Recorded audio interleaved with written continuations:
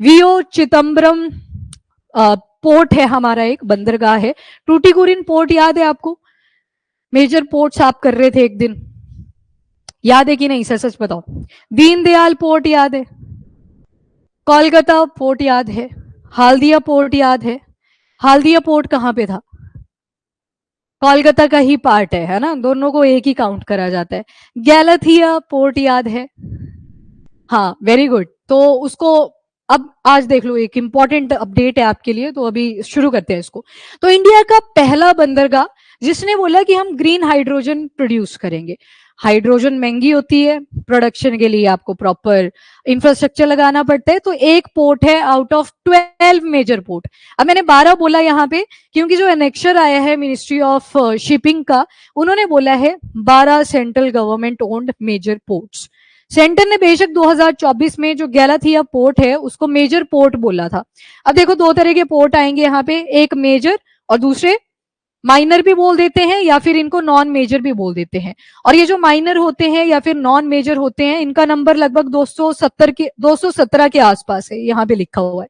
और जो major ports है ना, मिनिस्ट्री ऑफ शिपिंग कहती है कि 12 ही है। सेंटर ने 2024 में बोला था कि गैलाथिया को भी हम मेजर पोर्ट कंसीडर कर रहे हैं, उसके हिसाब से टोटल ये 13 बने थे।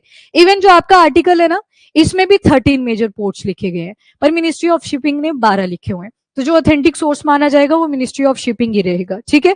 तो 12 मेजर पोर्ट्स ही आपको करने पड़ेंगे। अब देखो ये जो वीओ चिदम्बरम पोर्ट है, इसको पहले टूटीकोरिन पोर्ट भी कहते थे। अभी आप मैप देखोगे तो आपको याद आ जाएंगे, ये देखे थे यहाँ पे, ये वाला आ गया आपका थूथुकुड़ी पोर्ट, याद होगा आपको, एक अजीब सा नाम था। तो उसी को टूटीकोरिन पोर्ट भी बोला जाता था पहले, बाद में इसका नाम चेंज कर दिया गया था वीओ चिदम्बरम। फ्रीडम फाइटर हुआ करते थे फ्रॉम तमिलनाडु, 1936 में इनकी डेथ हो गई थी, तो उनको एक तरह से रिस्पेक्ट देने के लिए ये नाम बदल दिया गया था, ठीक है? तो ये वाला पोर्ट है, इसकी बात हुई है। यहाँ पे बोला है कि ग्रीन हाइड्रोजन की हम मैन्युफैक्चरिंग करेंगे। हाँ जी, ग्रीन हाइड्रोजन अब कैसे प्रोड्यूस होगी, जल्दी से बताइए। इन शॉर्ट रिन्यूएबल एनर्जी का हम सोर्स करेंगे और उससे फिर हाइड्रोजन को प्रोड्यूस करेंगे। क्योंकि हमने ग्रे हाइड्रोजन देखी है, उसमें आप फॉसिल फ्यूल्स का यूज करते हो, हाइड्रोजन भी बनती है आपके पास, कार्बन डाइऑक्साइड भी बनती है। कार्बन डाइऑक्साइड पॉल्यूशन करती है, हाइड्रोजन को आप एज अ फ्यूल करते हो, यूज करते हो। तो ये जो ग्रीन हाइड्रोजन है, इसको हम रिन्यूएबल एनर्जी, और इसमें भी कौन सा मेथड होता है? इलेक्ट्रोलाइसिस का, ठीक है? इलेक्ट्रिसिटी पास करी जाती है, वो वाटर का ब्रेकडाउन करती है और आपके पास एक प्रोडक्ट हाइड्रोजन निकल के आती है, और दूसरी ऑक्सीजन। और ऑक्सीजन तो आप इनहेल भी कर ही रहे हो, तो that is a good thing. तो ग्रीन हाइड्रोजन पे फोकस करेगा VO Chidambaram port, which is one of the major port. अब देख लो इसके बारे में थोड़ा सा। तो फर्स्ट ऑफ इट्स टाइप ये पोर्ट बन चुका है, जिसने बोला है कि हम ग्रीन हाइड्रोजन को प्रोड्यूस करेंगे। कैपेसिटी कितनी है? तो 10 नॉर्मल क्यूबिक मीटर की पर आर, एक एक घंटे में 10 जो नॉर्मल क्यूबिक मीटर है, इतनी ग्रीन हाइड्रोजन ये प्रोड्यूस करने वाले हैं। और अगर नॉर्मल क्यूबिक मीटर को देखोगे तो एक यूनिट होती है जिससे हम वॉल्यूम ऑफ गैस को मेजर करते हैं, डिफरेंट टेम्परेचर या फिर प्रेशर की कंडीशन, आइडियल सी कंडीशन बनाई जाती है उसके बेसिस पे। नेक्स्ट ये जो वीओ चिदम्बरम पोर्ट है, ये देखो अब आर्टिकल में one of India's 13 major port लिखा हुआ है, पर मिनिस्ट्री ऑफ शिपिंग ने सीधा लिखा है, जो 24-25 का कनेक्शन आया है, कि 12 मेजर पोर्ट्स हैं। तो आप 12 के साथ ही चलोगे। स्टेटमेंट थोड़ा सा ठीक से रीड कर लेना।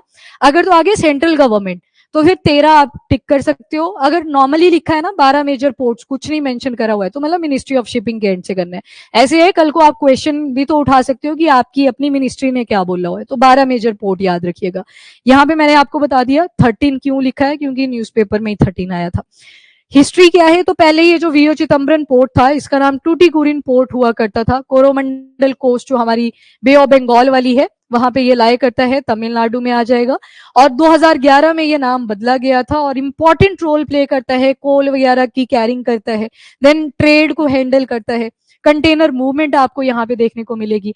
अगर ओवरऑल देखोगे तो सबसे बड़ा पोर्ट आपको मिलेगा Deendayal port, which is located in Gujarat. ये गुजरात में लोकेटेड है। वैसे अगर पूछा जाए सबसे बड़ा कंटेनर पोर्ट कौन सा है, जहां बड़े बड़े ट्रक्स की तरह डब्बे देखे हुए, कौन सा है?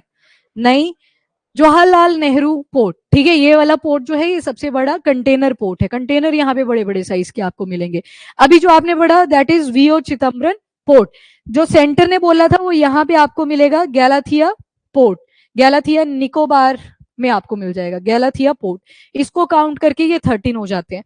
ये टोटल 12 ही दिखेंगे, ये दोनों एक ही है, कोलकाता पोर्ट का ही पार्ट है हल्दिया पोर्ट, इसको एक ही काउंट करा जाता है। देन उसके बाद Visakhapatnam, I think popular one, located in Andhra Pradesh. Paradip port कहां पे था?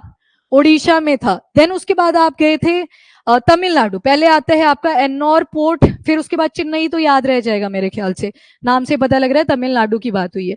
वीओ चिदम्बरम अभी देखा आपने 2011 में, टूटीकुरिन या फिर जिसको थूथूकुड़ी बोला करते थे एक टाइम पे, उसी को रीनेम करा गया था।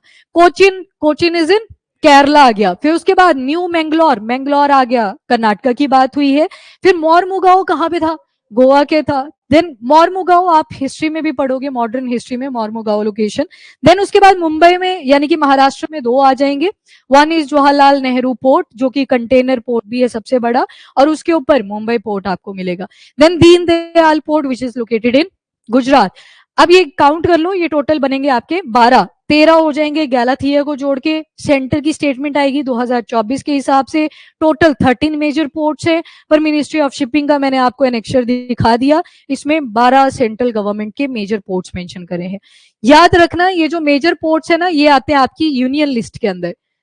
यूनियन जो शेड्यूल नंबर 7 आप पढ़ते हो ना, इसमें टोटल 3 लिस्ट देखी थी, यूनियन लिस्ट, स्टेट लिस्ट और कॉन्करेंट लिस्ट। पर जो बाकी के 217 मेजर या जिनको माइनर या फिर इंटरमीडिएट पोर्ट्स भी कह देते हैं, ये आते हैं आपके कॉन्करेंट लिस्ट में। मतलब यहाँ पे सेंटर और स्टेट दोनों डिसीजन बनाएंगे, तो याद रखना ये वाले आएंगे आपके कॉन्करेंट लिस्ट के अंदर, स्टेट के अंदर नहीं है, कॉन्करेंट लिस्ट के अंदर है। बाकी मेजर पोर्ट किसके अंडर है?